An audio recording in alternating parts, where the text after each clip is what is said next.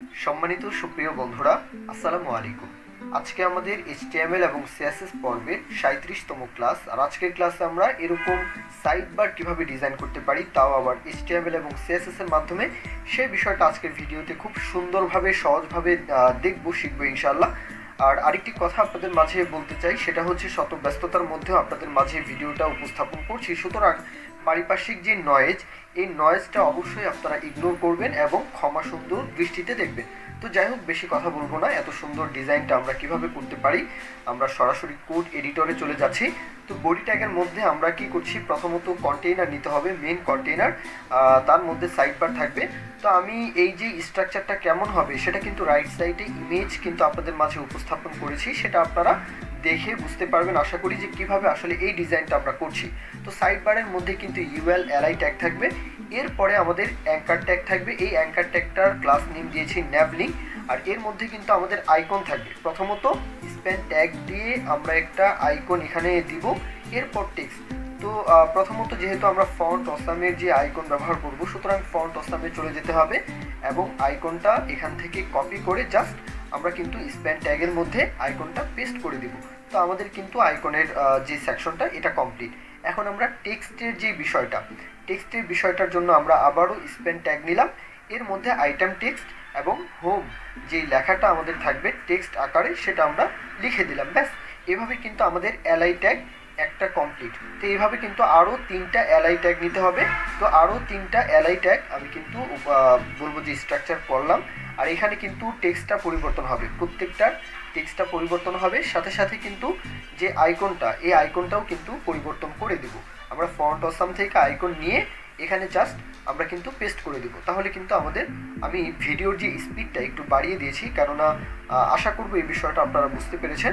তো আমরা আর কিছুদিন পরে অবশ্যই জাভাস্ক্রিপ্ট শিখবো, সুতরাং এখন তো অবশ্যই ভিডিওর যে স্পিডটা একটু বাড়িয়ে কমিয়ে অবশ্যই দিতেই পারি। যাই হোক, আমাদের কিন্তু স্ট্রাকচার করার কাজ শেষ। হ্যাঁ, এখন আমরা সিএসএস এর মাধ্যমে এই বিষয়টাকে ডিজাইন করব। টেক্সট ডেকোরেশন নান রাখার জন্যই কিন্তু আসলে অ্যাঙ্কার ট্যাগের যেই টেক্সট ডেকোরেশনের যে আন্ডারলাইন, সেটা কিন্তু আসলে আসছে না, দেখতে পাচ্ছেন। বডি ট্যাগের মধ্যে আমরা কি করতে পারি, মিন হাইট, এটার একটা মিন হাইট দিতে পারি 100, ভিউ হাইট। তারপর ডিসপ্লে ফ্লিক্স, যেহেতু আমরা এটাকে মাঝখানে অ্যালাইন করতে চাই, তাহলে display flicks, align item centre এবং জাস্টিফাই কন্টেন্ট সেন্টার। সাথে কিন্তু এটার যে ব্যাকগ্রাউন্ড কালারটা, আমি চাচ্ছি ব্যাকগ্রাউন্ড কালারটা ব্ল্যাকের দিকে থাকবে, এটা ব্যাকগ্রাউন্ড কালারটা চেঞ্জ করে দিয়েছি। এখন এই যে মেন কন্টেইনার, এই কন্টেইনারের হাইট দিয়ে দিলাম 270 পিক্সেল, উইথ দিয়ে দিলাম 550 পিক্সেল, বর্ডার রেডিয়াস 5 পিক্সেল। এটার যে বক্স শ্যাডো, এটা তো এখন ভিজিবল ভালোভাবে দেখাচ্ছে না, যখনই বক্স শ্যাডো ব্যবহার করব তখন কিন্তু এটার যে হাইট উইথ কেমন কি, এটা কিন্তু আসলে ভিজিবল হবে। তো আশা করব বক্স শ্যাডোটা দিয়ে দিচ্ছি 15 পিক্সেল, 35 পিক্সেল এবং 20 পিক্সেল। ওকে, এখন কিন্তু আমাদের বক্স শ্যাডো ব্যবহার করার জন্য কিন্তু ডিজাইনটা এখন ভিজিবল হচ্ছে, সেই সাথে ব্যাকগ্রাউন্ড কালারটাও কিন্তু দিয়ে দিচ্ছি। ব্যাকগ্রাউন্ড কালারটা আমি আমার পছন্দ মতো একটি ব্যাকগ্রাউন্ড কালার ব্যবহার করছি। তো এখন কিন্তু কন্টেইনারের কাজ শেষ।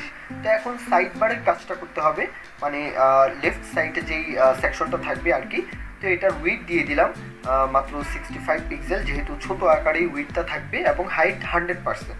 ব্যাকগ্রাউন্ড কালার দিয়ে দিচ্ছি, কালার কোডটা হচ্ছে 8C29C9C8। ওকে, প্যাডিং দিয়ে দিচ্ছি, চতুর্দিকেই কিন্তু প্যাডিং দিয়ে দিলাম 20 পিক্সেল এবং কালার দিয়ে দিলাম হোয়াইট। তো এটাতে যেহেতু ওভারফ্লো থাকবে, যে টেক্সটটা ওভারফ্লো থাকবে, তো আমি চাচ্ছি যে ওভারফ্লো যেন হিডেন থাকে। বর্ডার রেডিয়াস দিয়ে দিলাম 5 পিক্সেল। এটা হচ্ছে টপ লেফট 5 পিক্সেল এবং টপ রাইট 0, বটম রাইট 0 এবং বটম লেফট এটা হচ্ছে 5 পিক্সেল এবং ট্রানজিশন দিয়ে দিলাম। ওকে, এখন সাইড বারকে যখন হোভার করা হবে তখন যেন এটার উইথ থাকে 200 পিক্সেল, দেখতেই পাচ্ছেন। যখনই হোভার করা হচ্ছে 200 পিক্সেল এটার উইথ হয়ে যাচ্ছে। তো এখন আমাদের ইউএল ট্যাগের কাজ। ইউএল ট্যাগের মধ্যে যে লিস্ট স্টাইল থাকবে সেটা যেন নাম থাকে, ডিসপ্লে থাকলে ফ্লিক্স, ফ্লিক্স ডাইরেকশন থাকবে অবশ্যই কলাম, এবং রো গ্যাপ, গ্যাপ থাকবে 1 REM দিয়ে দিচ্ছি আর কি। এখন এলআই ট্যাগের যে কাজটা, প্যাডিং দিয়ে দিলাম 10 পিক্সেল এবং 6 পিক্সেল, মানে 10 পিক্সেল দিলাম টপ এবং বটম থেকে, দুই সাইড থেকে 6 পিক্সেল। সেই সাথে এটাতে কিন্তু আমরা এখন বর্ডার রেডিয়াস দিয়ে দিয়েছিলাম 0.5 REM, সেই সাথে কার্সর পয়েন্টার ট্রানজিশন দিয়ে দিচ্ছি 0.3 সেকেন্ড। ওকে, এখন আমরা এলআই কে যখনই হোভার করা হবে তখন এটাতে প্যাডিং ব্যবহার করছি টপ থেকে বটম 10 পিক্সেল এবং দুই সাইড থেকে 15 পিক্সেল। সেই সাথে ব্যাকগ্রাউন্ড কালারটা চেঞ্জ করে দিতে হবে, ব্ল্যাকের দিকে রাখলাম। ব্যাকগ্রাউন্ড কালারটা যখনই হোভার করা হচ্ছে সুন্দরভাবে কিন্তু এটা ভিজিবল হচ্ছে, দেখতে পাচ্ছেন। তো এখন কিন্তু আমরা কিন্তু এখন কাজ করতে পারি যে এই যে ন্যাভ লিঙ্ক মানে অ্যাঙ্কার ট্যাগের যে ন্যাভ লিঙ্ক, এই অ্যাঙ্কার ট্যাগকে ধরা যেই কথা, ন্যাভ লিঙ্ক যেহেতু ক্লাস নেম দিয়েছি একই কথা একভাবে কিন্তু ডিজাইন করলেই হবে। ডিসপ্লে ইনলাইন ব্লক দিলাম, কলাম গ্যাপ মানে কলামের মধ্যে যে গ্যাপটা থাকবে সেটা হচ্ছে 1 আরিয়াম এবং কালার ইনহেরিট। জি, এখন দেখতে পাচ্ছেন যে আমাদের কাজটা কিন্তু একেবারে খুব সুন্দরভাবেই কমপ্লিটের দিকেই কিন্তু আসলে। তো এখন একটা কাজ বাকি আছে, সেটা হচ্ছে এই যে আইটেম টেক্সট, এই আইটেম টেক্সটকে আমরা কিন্তু প্যাডিং লেফট থেকে প্যাডিং দিয়ে দিতে পারি 0.5 আরিএম, মানে রাইটের দিকে সরে গিয়েছে, তাই না? তো এখন ইউজার যে সিলেক্ট এটার নাম থাকুক, তাহলে কিন্তু আমাদের কাজটা আলহামদুলিল্লাহ পুরাটাই কিন্তু কমপ্লিট। তো আশা করব আপনাদের এই কোডটা বোঝার কথা আপনারা খুব সহজেই কিন্তু আশা করব বুঝতে পেরেছেন। তো এরকম প্রতিনিয়ত আপনাদের মাঝে ভিডিওগুলো উপস্থাপন করে যাচ্ছি। যদি মনে করেন যে আমার এই প্রচেষ্টার মাধ্যমে, ক্ষুদ্র প্রচেষ্টার মাধ্যমে আপনাদের উপকার হবে, কোনো না কোনোভাবে উপকারে আসবে, অবশ্যই চ্যানেলটি সাবস্ক্রাইব করে রাখতে ভুলবেন না, লাইক কমেন্ট শেয়ার করতে পারেন। আর অবশ্যই পারিপার্শ্বিক যে নয়েজ এটাকে ইগনোর করবেন এবং ক্ষমা সুন্দর দৃষ্টিতে দেখবেন। ভবিষ্যতে ইনশাল্লাহ আপনাদের জন্য ভালোভাবে কিন্তু আসলে ভিডিওগুলো উপস্থাপন করার আশা আছে, স্বপ্ন আছে ইনশাল্লাহ। তো এই পর্যন্ত আজকের মতো ভিডিও। সকলেই ভালো থাকবেন। আল্লাহ হাফিজ। আসসালামু আলাইকুম।